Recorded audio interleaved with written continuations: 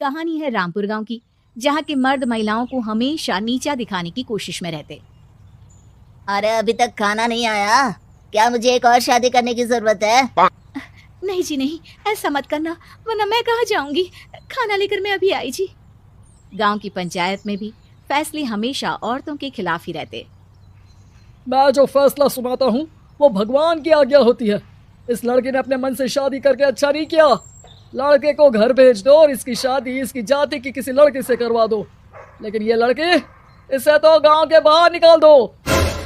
नहीं नहीं जमींदार साहब, ये क्या बोल रहे हैं? ऐसा नहीं हो सकता। मेरी बेटी मासूम है, इसे अच्छे बुरे की समझ नहीं है। अरे कहाँ जाएगी ये बेचारी? कहाँ जाएगी? इतनी चिंता है तो पूरे परिवार का गांव निकाला कर देते हैं। बेचारे पूरे बसे बसाए परिवार को गांव छोड़ना पड़ता है। चाहे जो हो, अगर बेटियों को कंट्रोल नहीं कर सकते तो गांव में रहने का कोई मतलब नहीं है। यहाँ औरतों को दब कर रहना होगा। कोई भी अपने हिसाब से कुछ नहीं कर सकता, सब ईश्वर की मर्जी से ही होगा। तभी गांव का एक आदमी दौड़ा दौड़ा आता है। सरपंच साहब, जमींदार साहब, वो कालिया है ना, उसकी बेटी पढ़ने के लिए शहर जा रही है। अच्छा, ये कब हो गया? और कालिया की हिम्मत कैसे हो गई ऐसा करने की? लेकर आओ उसे और उसकी बेटी को। बस फिर क्या था, हाजिर हो जाते हैं कालिया और उसकी बेटी सरपंच के सामने। अरे कालिया, ये क्या सुनने में आ रहा है? बेटी को इंजीनियर बना रहा है तू? और ये बता, गांव में तो स्कूल नहीं है, फिर कहां से इतनी क्लास पास कर गई तेरी बेटी? राधा, जो कि कालिया की बेटी है, उसे लगता है कि सरपंच उसकी तारीफ कर रहे हैं। सरपंच जी, मैंने ऑनलाइन पढ़ाई की है, डिस्टेंस लर्निंग से। सभी में मैंने अच्छे नंबर पाए हैं, जिसे देखते हुए शहर की इंजीनियरिंग कॉलेज में मुझे स्कॉलरशिप मिली है। वाह जी वाह, क्या होती है ये? पहले तो ये बताओ, फिर आगे की बात करते हैं। पूरा गांव राधा की बात सुन रहा था और राधा बोलती जा रही थी। तो ऐसे मैं फ्री में एक अच्छी शिक्षा लेकर गांव में जो कुछ परेशानियां हैं, जैसे बिजली, पानी और इंटरनेट जैसी समस्याओं के लिए काम करूंगी। मैं गांव को शहर से जोड़ने के लिए पुल का निर्माण करवाने का प्रस्ताव रखूंगी। मुझे पूरी उम्मीद है कि जल्द ही हमारा गांव भी तरक्की की राह पर चल पड़ेगा। राधा की बात सुनकर सारे गांव वाले ताली बजाने लगते हैं। सरपंच को समझ नहीं आता कि वो क्या करे। चुप रह नादान लड़की, गांव के खिलाफ जाने के लिए तुझे गांव से बेदखल कर दिया जाएगा, वो भी पूरे परिवार के साथ। और हाँ, अगर ठीक से गांव में रहना चाहती है तो ये पढ़ाई लिखाई छोड़ दे। हम तेरे लिए गांव का कोई होनहार लड़का देखेंगे। तभी गांव का एक आदमी बोल पड़ता है। अरे नहीं नहीं सरपंच जी, राधा बिटिया जो बता रही है, अगर वैसा हो जाए तो हम लोगों को पैसा कमाने के लिए बाहर नहीं जाना पड़ेगा। हाँ जी, और ना ही कोसों दूर पानी के लिए भटकना पड़ेगा। हमारे बच्चे भी अच्छी पढ़ाई कर सकेंगे और आगे बढ़ेंगे, ना कि हमारी तरह खेती करते बैठेंगे। क्यों गांव वालों, राधा बिटिया का साथ देना चाहिए ना। सरपंच देखता है कि गांव राधा के साथ है तो वो चुप हो जाता है। वो घर आकर अपने सलाहकार से बात करता है, जो बहुत ही चालाक किस्म का इंसान होता है। अरे सरपंच साहब, आपको बहुत ही होशियारी से काम लेना पड़ेगा। एक बार गांव तरक्की कर गया, यहाँ के बालक पढ़ लिए तो कोई ना पूछेगा आपको। और फिर ये जो बेटा और बेटी है ना आपके, इनको भी आम लोगों की तरह ही जीवन जीना होगा। हाँ, लेकिन करे तो क्या करे? वो ना आप मुझ पर छोड़ दीजिए, बस मैं जैसा बोलूं करते जाइए। अगले रोज सुबह जब गांव वाले सोकर उठते हैं तो राधा के घर के बाहर और साथ ही वो लोग जिन्होंने राधा का सपोर्ट किया था, उनके घर के आगे लाल रंग से कल आऊंगी लिखा होता है। कल आऊंगी? यह क्या होता है? अरे यह तो खून से लिखा है, लगता है कोई भूत प्रेत या चुड़ैल का साया है।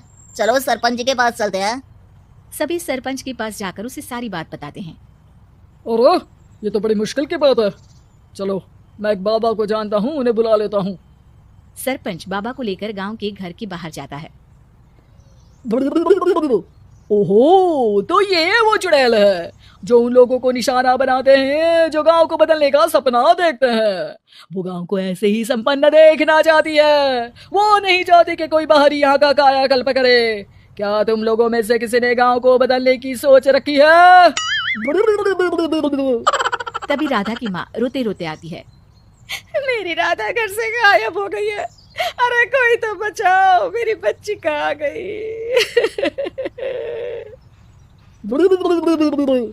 ले गई वो चुड़ैल, तेरी बच्ची को ले गई। अब वो उसे श्रापित करके छोड़ेगी, उस पर चुड़ैल का साया हो जाएगा। तभी बुरी सी हालत में राधा भी वहां आ जाती है। उसके बाल चुड़ैल की तरफ फैले होते हैं और कपड़ों में खून लगा होता है। सभी राधा को देखकर डर जाते हैं। माँ, पता नहीं मुझे कौन उठा कर ले गया था। अरे दूर दूर हो जा चुड़ैल, अब हम लोग इस गांव में नहीं रुकेंगे। अरे कैसे बातें कर रहे हैं आप? कल तो आप मेरे भरोसे गांव का हुलिया बदलने, अपने बच्चों को पढ़ाने और तरक्की उन्नति की बात कर रहे थे, तो आज क्या हो गया आपको? ये फिर तुम लोगों को बहकाएगी। ये चुड़ैल गांव में आ चुकी है, ऐसे ही ये तुम्हारे घर के बच्चों को भी ले जाएगी।